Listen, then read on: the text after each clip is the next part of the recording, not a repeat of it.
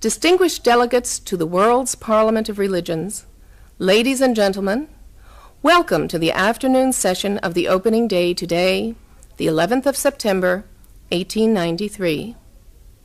We now introduce you to Swami Vivekananda from India and request him to address us. Swami Vivekananda. Sisters and brothers of America,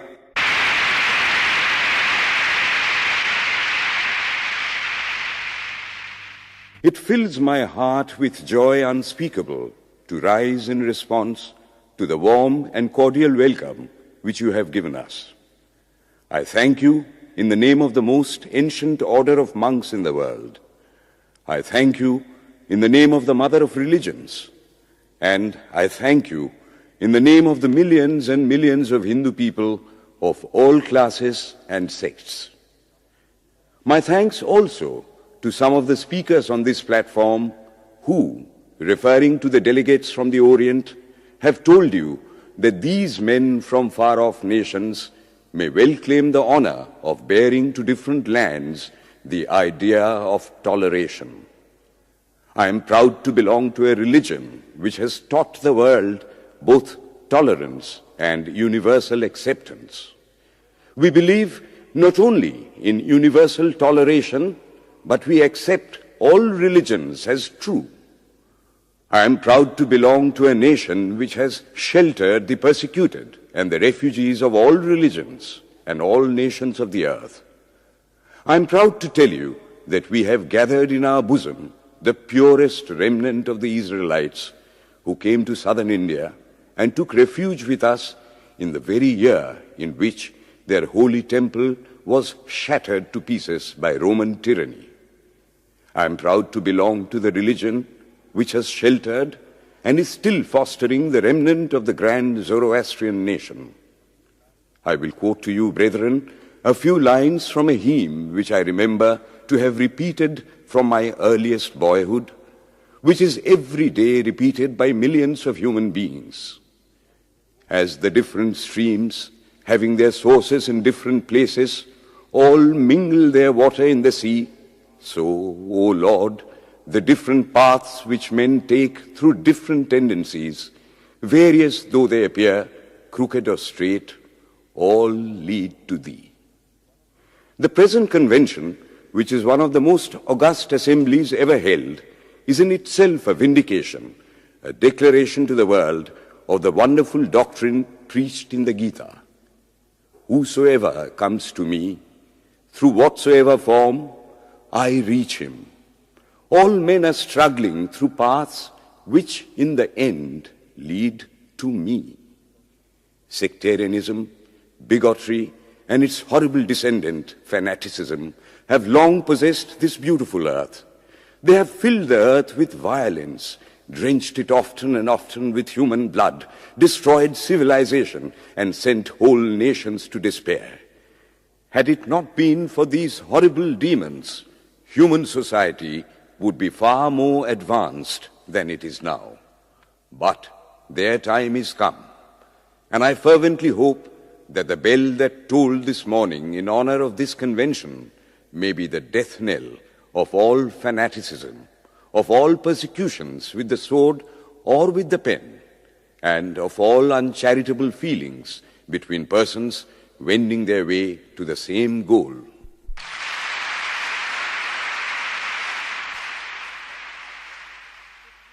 Ladies and gentlemen, on the agenda for today, the 15th of September, 1893, a galaxy of eminent speakers are scheduled to address us, and it gives us great pleasure to once again invite Swami Vivekananda to speak. His subject for today, Why We Disagree. I will tell you a little story. You have heard the eloquent speaker who has just finished say, "Let us cease from abusing each other," and he was very sorry that there should be always so much variance. But I think I should tell you a story which would illustrate the cause of this variance. A frog lived in a well. It had lived there for a long time. It was born there and brought up there, and yet was a little small frog. Of course, the evolutionists were not there then to tell us whether the frog lost its eyes or not, but for our story's sake, we must take it for granted that it had its eyes, and that it every day cleansed the water of all the worms and bacilli that lived in it with an energy that would do credit to our modern bacteriologists. In this way, it went on and became a little sleek and fat. Well, one day, another frog that lived in the sea came and fell into the well. "Where are you from?" "I am from the sea." "The sea? How big is that? Is it as big as my well?" And he took a leap from one side of the well to the other. "My friend," said the frog of the sea, "how do you compare the sea with your little well?" Then the frog took another leap and asked, "Is your sea so big?" "What nonsense you speak, to compare the sea with your well." "Well then," said the frog of the well, "nothing can be bigger than my well. There can be nothing bigger than this. This fellow is a liar, so turn him out." That has been the difficulty all the while. I am a Hindu. I am sitting in my own little well and thinking that the whole world is my little well. The Christian sits in his little well and thinks the whole world is his well. The Mohammedan sits in his little well and thinks that is the whole world. I have to thank you of America for the great attempt you are making to break down the barriers of this little world of ours, and hope that in the future the Lord will help you to accomplish your purpose.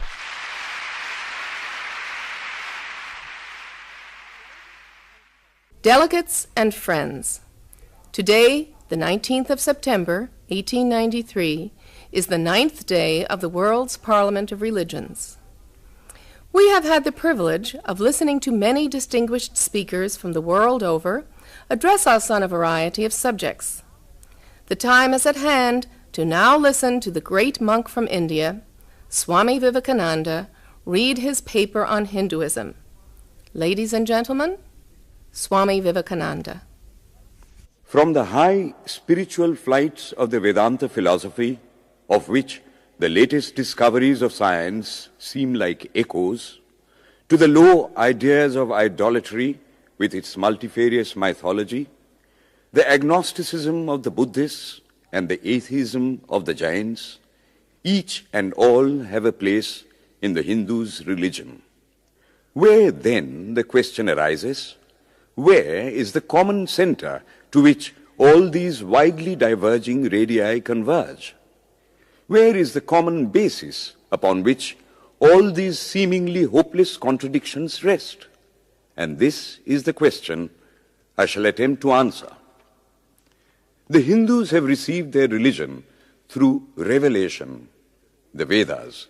They hold that the Vedas are without beginning and without end.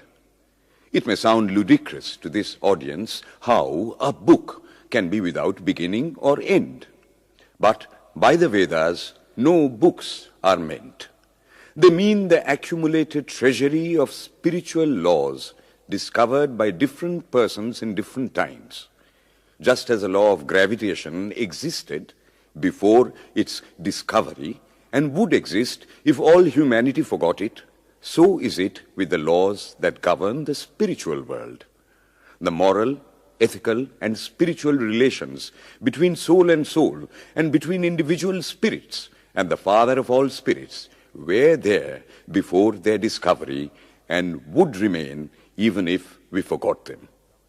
The discoverers of these laws are called rishis, and we honor them as perfected beings.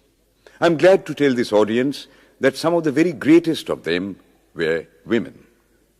Here it may be said that these laws, as laws, may be without end, but they must have had a beginning.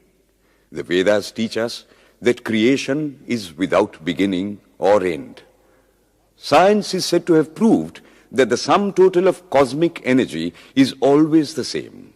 Then, if there was a time when nothing existed, where was all this manifested energy? Some say it was in a potential form in God. In that case, God is sometimes potential and sometimes kinetic, which would make him mutable.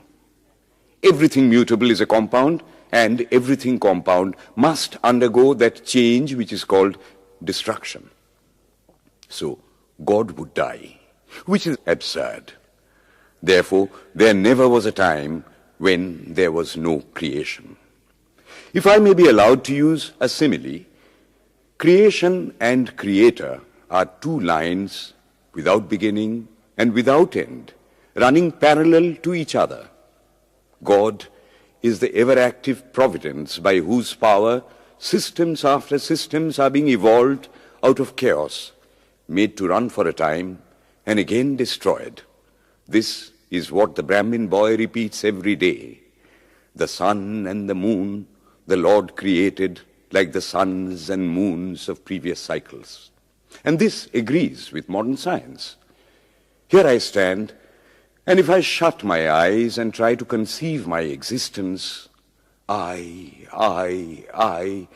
is the idea before me? The idea of a body. Am I then nothing but a combination of material substances? The Vedas declare, no. I am a spirit living in a body. I am not the body. The body will die, but I shall not die. Here am I in this body. It will fall, but I shall go on living. I had also a past. The soul was not created, for creation means a combination, which means a certain future dissolution. If then the soul was created, it must die. Some are born happy, enjoy perfect health with beautiful body, mental vigor, and all wants supplied. Others are born miserable. Some are without hands or feet.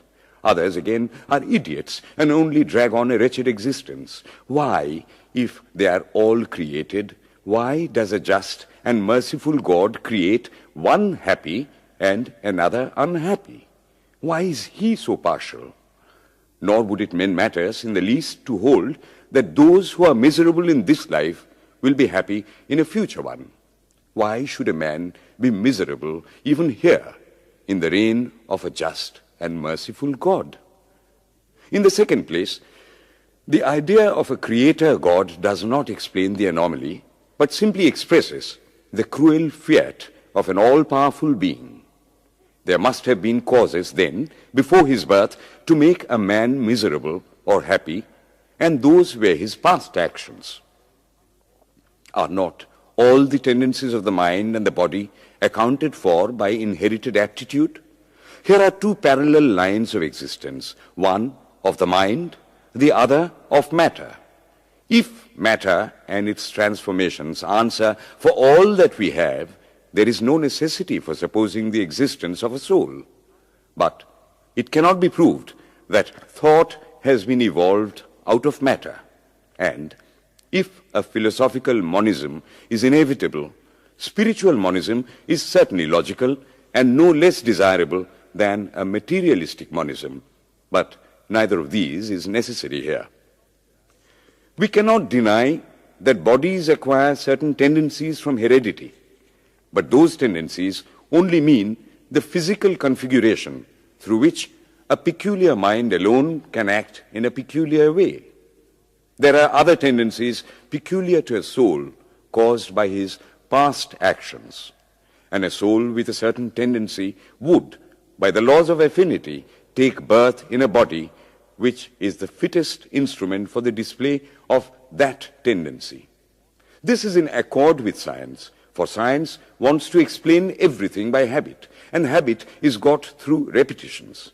So, repetitions are necessary to explain the natural habits of a newborn soul, and since they were not obtained in this present life, they must have come down from past lives. There is another suggestion. Taking all these for granted, how is it that I do not remember anything of my past life? This can be easily explained. I am now speaking in English. It is not my mother tongue. In fact, no words of my mother tongue are now present in my consciousness. But let me try to bring them up. And they rush in. That shows that consciousness is only the surface of the mental ocean, and within its depths are stored up all our experiences. Try and struggle. They would come up, and you would be conscious even of your past life.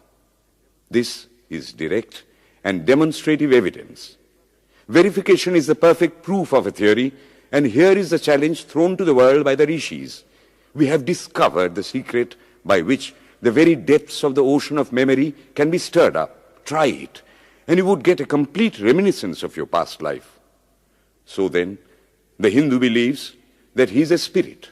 Him the sword cannot pierce, him the fire cannot burn, him the water cannot melt, him the air cannot dry.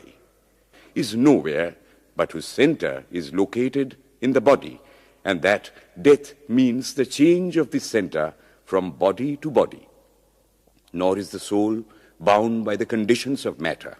In its very essence, it is free, unbounded, holy, pure, and perfect.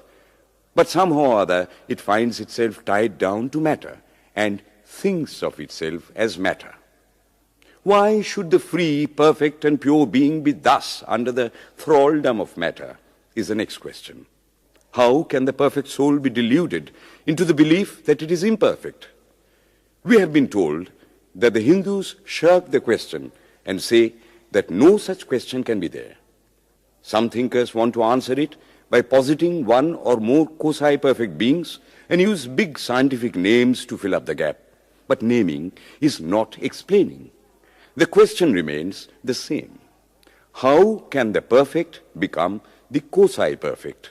How can the pure, the absolute, change even a microscopic particle of its nature? But the Hindu is sincere. He does not want to take shelter under sophistry.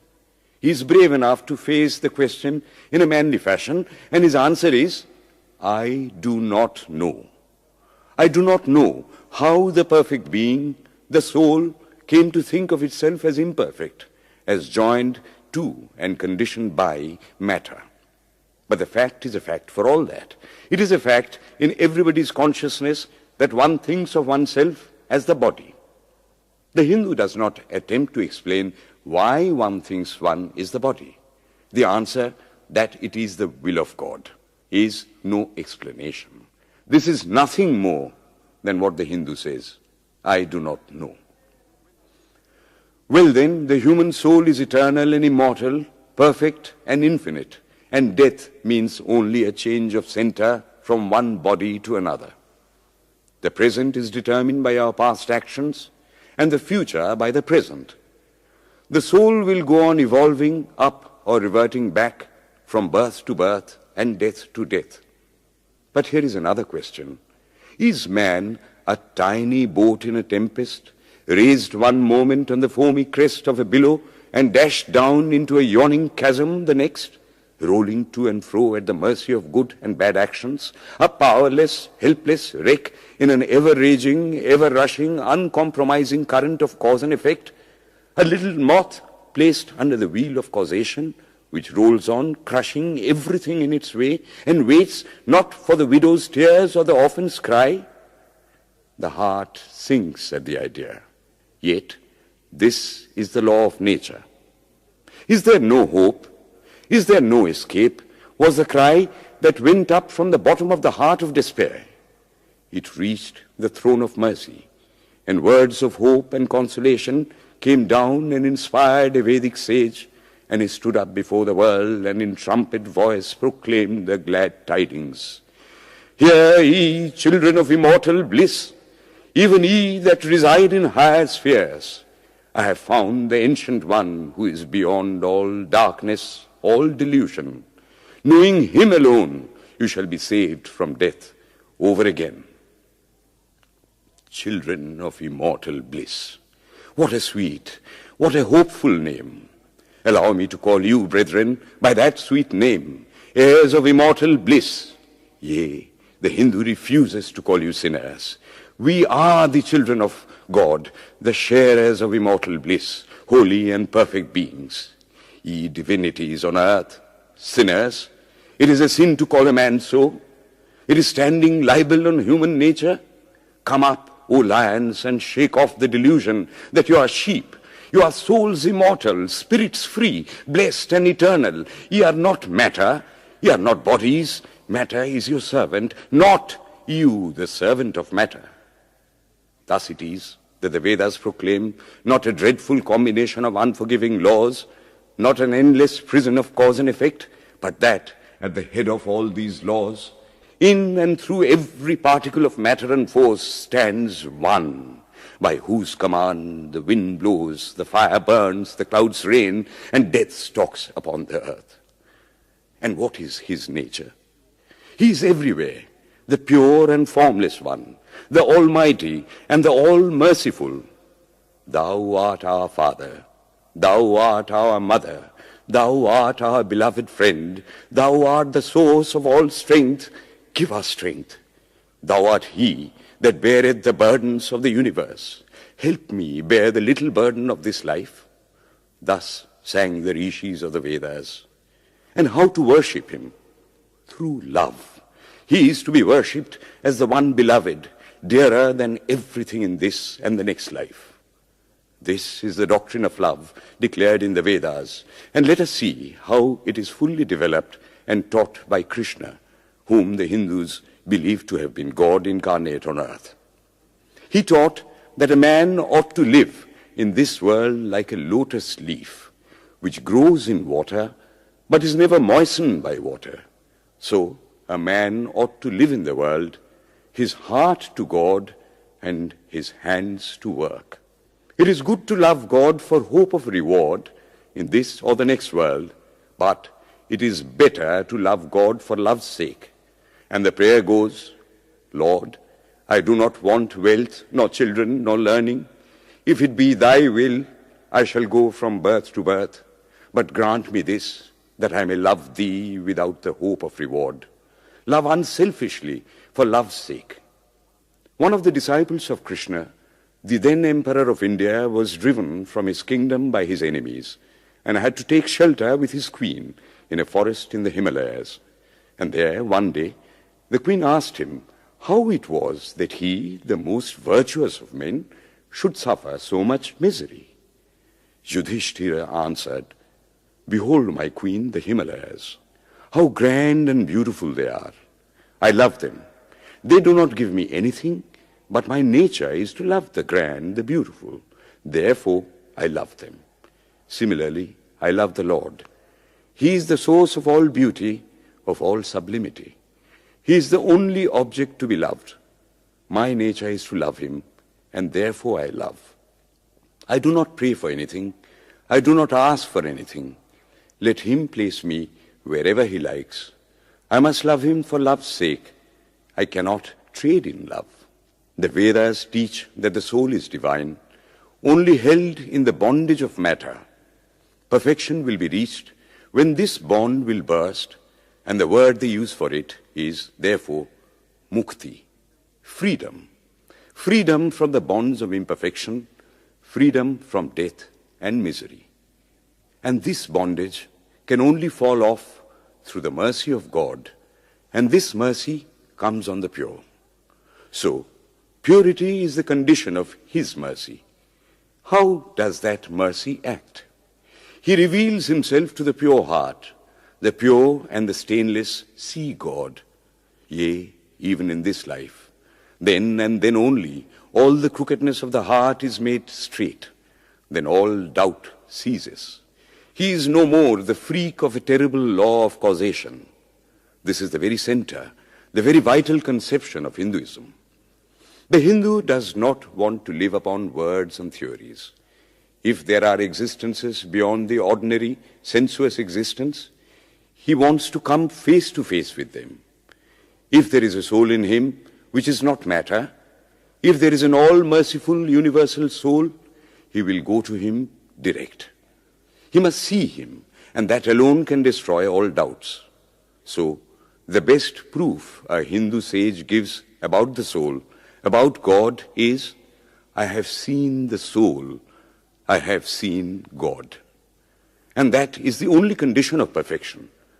The Hindu religion does not consist in struggles and attempts to believe a certain doctrine or dogma, but in realizing, not in believing, but in being and becoming. Thus, the whole object of their system is by constant struggle to become perfect, to become divine, to reach God and see God. And this reaching God, seeing God, becoming perfect, even as the Father in heaven is perfect, constitutes the religion of the Hindus.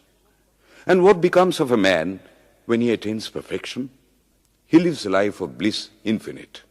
He enjoys infinite and perfect bliss, having obtained the only thing in which man ought to have pleasure, namely God, and enjoys the bliss with God. So far, all the Hindus are agreed. This is the common religion of all the sects of India. But then, perfection is absolute, and the absolute cannot be two or three. It cannot have any qualities. It cannot be an individual. And so, when a soul becomes perfect and absolute, it must become one with Brahma, and it would only realize the Lord as the perfection, the reality of its own nature and existence, the existence absolute, knowledge absolute, and bliss absolute. We have often and often read this called the losing of individuality and becoming a stock or a stone. He jests at scars that never felt a wound. I tell you, it is nothing of the kind.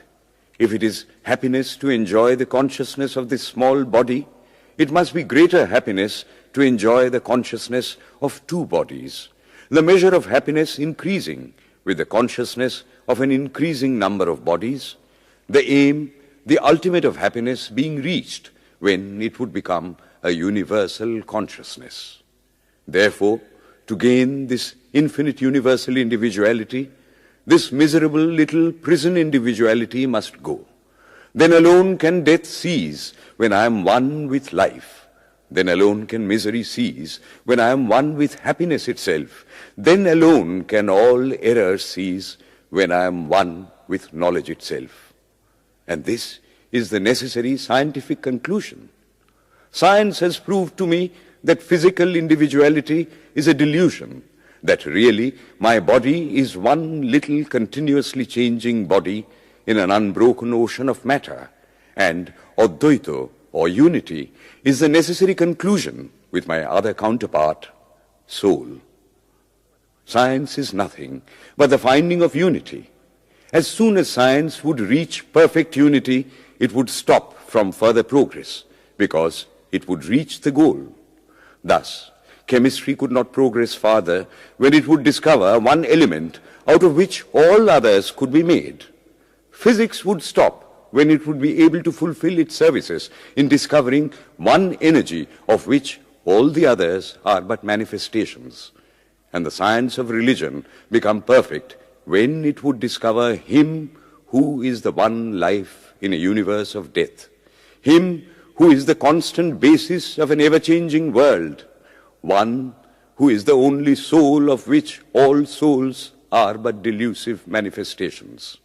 Thus is it, through multiplicity and duality, that the ultimate unity is reached. Religion can go no farther. This is the goal of all science. All science is bound to come to this conclusion in the long run. Manifestation and not creation is the word of science today. And the Hindu is only glad that what he has been cherishing in his bosom for ages is going to be taught in more forcible language and with further light from the latest conclusions of science. Descend we now from the aspirations of philosophy to the religion of the ignorant. At the very outset, I may tell you that there is no polytheism in India. In every temple, if one stands by and listens, one will find the worshippers applying all the attributes of God, including omnipresence, to the images. It is not polytheism, nor would the name henotheism explain the situation. The rose, called by any other name, would smell as sweet. Names are not explanations. The tree is known by its fruits. When I have seen amongst them that are called idolaters, men, the like of whom, in morality and spirituality and love, I have never seen anywhere, I stop and ask myself, can sin beget holiness? Superstition is a great enemy of man, but bigotry is worse. Why does a Christian go to church?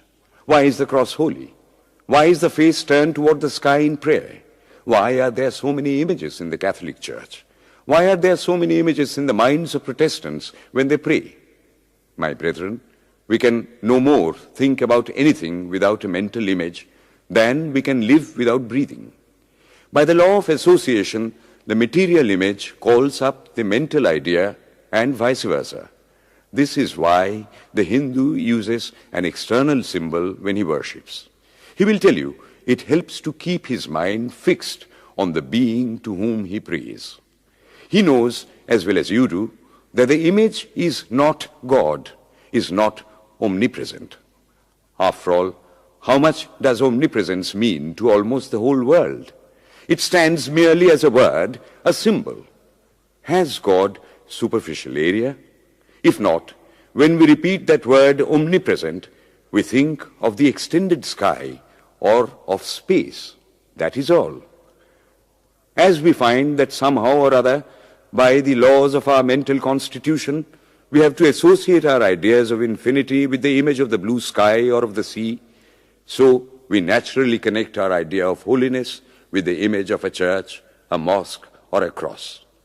The Hindus have associated the ideas of holiness, purity, truth, omnipresence, and such other ideas with different images and forms.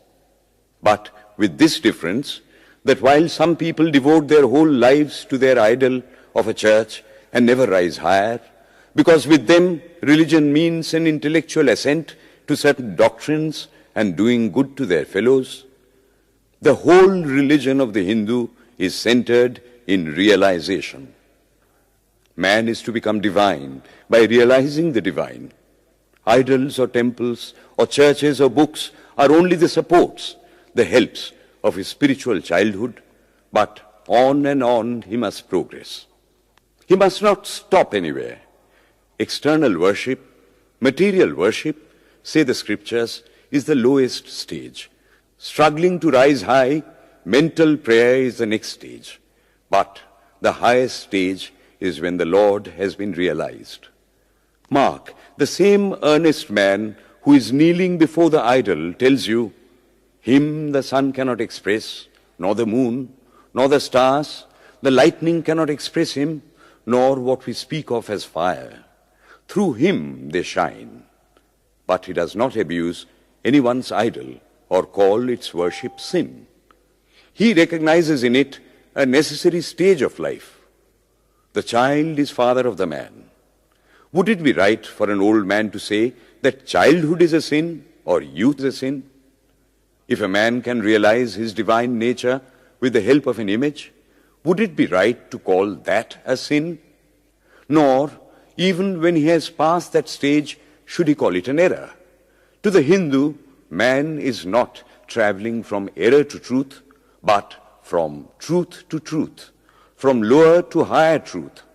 To him, all the religions, from the lowest fetishism to the highest absolutism, mean so many attempts of the human soul to grasp and realize the infinite, each determined by the conditions of its birth and association, and each of these marks a stage of progress.